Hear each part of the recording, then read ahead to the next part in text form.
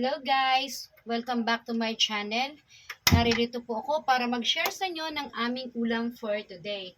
Guys, pinirito ko na po yung aming uulamin. So, lalagyan ko na lamang siya ng sarsa. So, mag-start po tayo. Ito po yung bawang.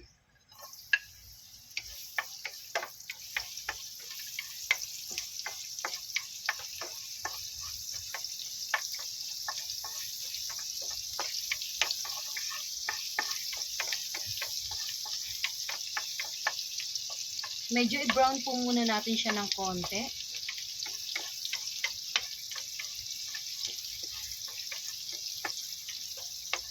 Okay, and then isunod po natin yung ating sibuyas.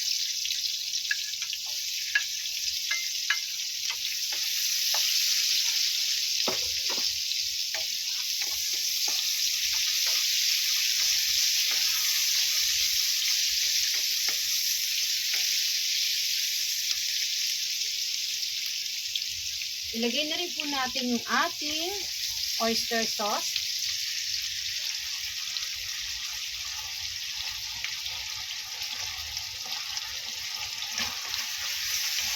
Lalagyan lang po natin siya ng konting toyo.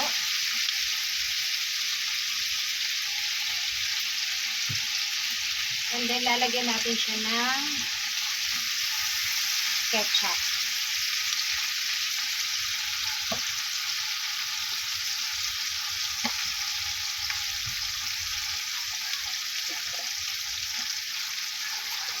Lagyan ko lang din po siya ng konting tubig.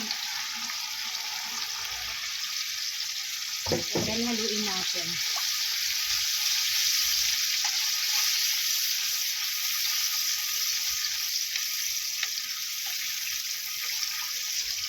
Tikman po natin.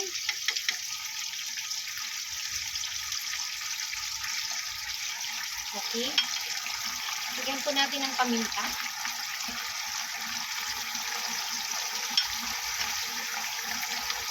Meanwhile,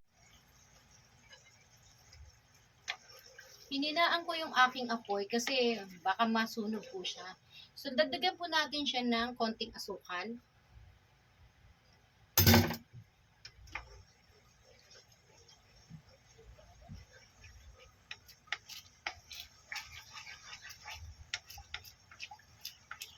And then, tikman natin siyang muli.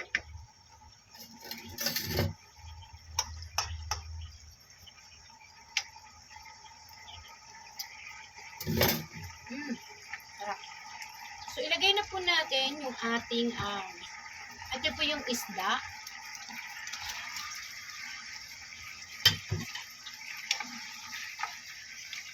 Ikukut po natin siya. And then, yung ating ito po yung tofu. So, parang yung isda at yung tofu, magkakulay na po kasi pero po siyang pinirito. So, i-coat lang po natin yung kanyang sauce. Ilagay na rin po natin yung red bell pepper for additional taste po yan. So, hinaan ko ulit yung aking apoy.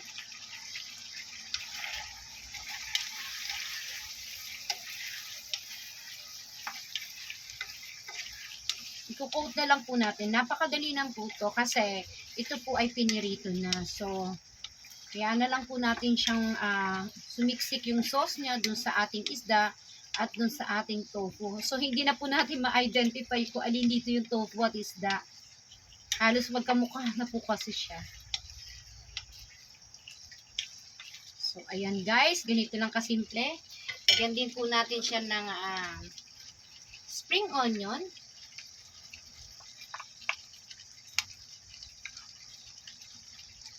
So, ayan po. At okay na po yung ating ulam for today. So guys, thank you. God bless.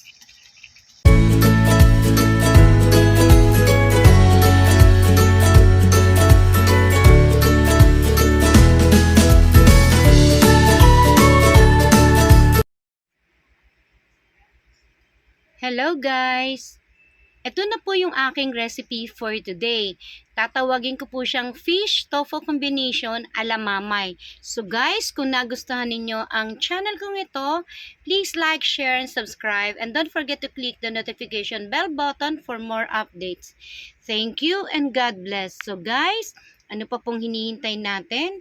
Tikman na po natin to, yung isang simpleng lutuin lang pero parang pang restaurant ng datingan. So guys, kain na po tayo. God bless!